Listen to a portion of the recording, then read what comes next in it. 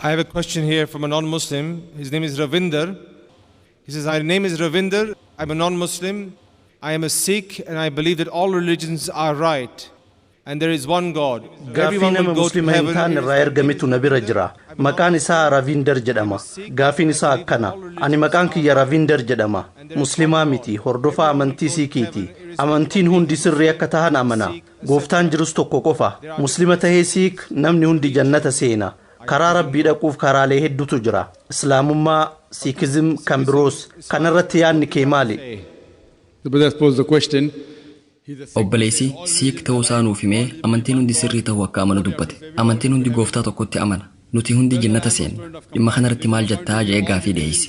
Obboleessa, an barataa amantii wal bira qabee qoratu. Akkaan amanutti amantiin hundi sirriidha jechuun sirrii miti. Amantiileen hundi walitti bu'iinsa guddaa qaban. Kitaabuma amantii tokko keessa walitti bu'iinsi ni jira. Kiristaanummaa osoo laallee macaafa keessa dubbiin walitti buutu hedduutu jira. Wantoonni faallaa saayinsii ta'an hedduutu jira. Kanaafuu akkaan amanutti macaafni makaadha. Tarii dubbii Rabbiif keessaa qaba. Dubbii nabiyyootallee fi keessaa ni qaba. Dubbii warra seenaa himuutiif keessaa ni qaba. Akkasuma dhiifama naaf godhaatii waa'ee saggaaggaalummaattis ni haasa'u. An akkamittiin haasa'u walqunnamtii saalaatiif miira nama kakaasu kana dubbii Rabbiiti jee fudha. Walitti bu'iinsa lakkoofsaa hedduutu jira. Waa'ee dogongora macaafa keessa jirurraa haasawa dheeraa godhuu ni danda'a. Wantoonni saayinsiin walitti bu'an tan macaafa keessatti ibsaman hedduutu jira. Macaafni addunyaan diriirtuudhaa ja'a. Waan kana irratti haasawa godhuu ni danda'a. Yeroon qabuutu naaf hin ajamne malee. Veedaanis macaafumaan wal fakkaata. Waa'ee Veedaa irratti haasawa taasiseetiin jira. Wantoota hedduu kan an ittiin amanneetu Veedaa keessa jira. Veedaa keessa dubbii Rabbiin warra barahamaan ja'aman mataafirraa uume.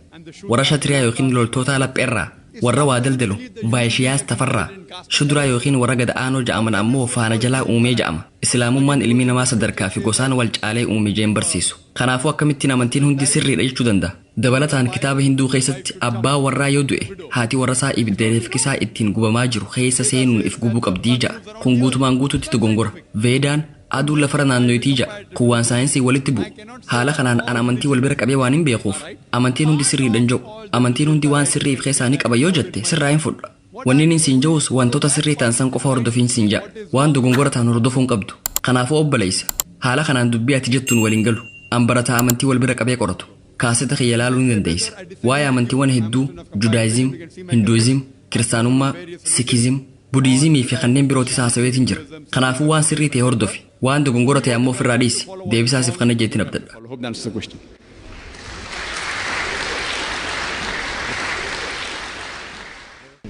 Question please from this side. Ayyee gaafii maayikii kanarraa fuuna. Sagantaa keenya gara xumuraa waan dhihaannee fi ariitii isinirra barbaanna. Assalamu alaikum, my name is Zabina. Forgive me for my unclarities. Assalamu alaikum. Maqaan kiyya Zabinaa jedhama. Yoo gaafiin taane gaafadhee godhuu dhabeef dhiifama naaf godhi. Ani hiriyaa waamaa qaba. Waa'ee jireenya Rabbii fi wantoota biroo irratti wal morminee turre. Sanirratti gaafii lama naa dhiheessite. Waa'ee hawaa kanaa waan Qur'aanni dubbatuu fi dhugaa Qur'aana keessa jiran yoon itti himu isiin deebistee dubbiin kun waan Qur'aanni haarawatti dubbatee miti. Qur'aanni barreeffamuun duras beekumsi kun ni jira ture naan jetti. Kitaabban garagaraa Qur'aanni barreeffamuun dura odeeffannoo gahaa waa'ee hawaa dubbataniiru. Kanaafuu beekumsi kun addatti kan Qur'aanaatii miti jetti. Waa'ee kanaa maal jedhee deebisuu fi danda'a? Isiitu sobaa jira moo kitaabban akkasiitu jira? Waa'ee kanaa ummaan beeku. Waa'een beekumsa hawaa kun Qur'aanni bu'uun dura waan jiru. Lammaffaa irratti wanti isiin naan jette an waa'ee anaaloojii dhiheesseefii ture. Uumaan waa hundaa beeka.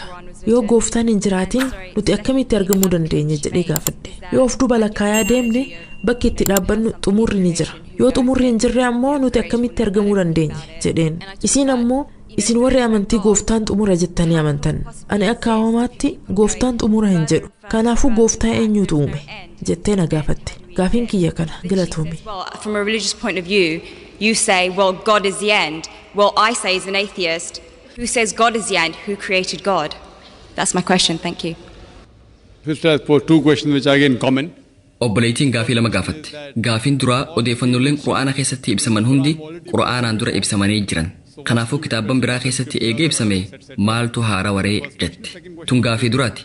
Gaafii lammeessuu ammoo gooftaa eenyutu uumee jettee gaafatte. Gaafii duraatiin wal qabatee wantoonni tokko tokko Qur'aana dura kanneen ibsamanii jiran garuu akka odeeffannoo mirkanaawetti kanneen himamanii miti. Fakkeenyaaf uummanni dur aduun ni naannootti ja'anii amanan dubbii jettu isiniif himeetiin ture. Garuu seenaa Giriikii fi filosoofii Giriik keessa dubbiin tanaan faallaa ni jirti. Fakkeenyaaf Qur'aanni wayita waa'ee boca dachii dubbatu sanitti warri Giriik kunis dachiin boca geengootti dhihaatu akka qabdu ni amanan. garuu namni isaanirraa fudhate hin jiru. Kanaafuu qabxiileen muraasni hundaa miti. Muraasni tan saayinsiin dhiheenya kana bira gahee fi qura'aanni dubbate ummata duriitiin barsiifamanii turan. Haa ta'u malee warri awaamaa kun namoonnummaan Giriik dhugaa muraasa dubbatan kunniin wantoota saayinsiin walii faallaa tahan hedduu dubbachuu isaanii hubatuu dadhaban. Namoonnummaan Giriik kunniin dachiin wiirtuu hawaa kanaatii ja'an kun guutumaan guutuutti dogongora. Kanaafuu qabxiin dhibba himame keessaa Nabi Muhammad sallallahu alaihi wasallam isa sirrii ta'e qofa keessaa fuudhe jechuun waan nama amansiisuu miti. Waan kana ta'eef obbolii qabxiiwwan muraasni tan saayinsiin amma bira gahuu danda'e qura'aanaan duraas ibsamanii jiran. Haa ta'u malee wantoonni kunniin waan yeroo sanitti mirkanaa'anii miti. Gama biraatiin Nabi Muhammad sallallahu alaihi wasallam wantoota dhibba himaman keessaa tokko qofa kasirrii keessaa fudhate jechuunis waan ta'u miti. Akka carraa yeroo tokko dubbii sirrii taate argachuun ni danda'ama. Garuu yeroo hunda sirrii argachuun waan ta'u miti. Saayinsitoonni waan kana dalaguu hin danda'an. Qaamni waan kana godhuu danda'u uumaa qofa. Sunis Allah subhaanahu wa ta'ala. Kanaafuu dubbii teetii waliif hin gala. Qura'aana dura kitaabban amantii fi kitaabban filosoofii garaagaraa keessatti wantoonni ibsaman ni jiran. Garuu haalaan muraasa tahullee qabxiilee muraasa tan dhugaa san faana dubbiin hedduun tan saayinsii walitti buutus ibsamtee jirti. Gara gaafii teetan lammeessoo haa dhufnu. Gooftaa eenyutu uumee jette.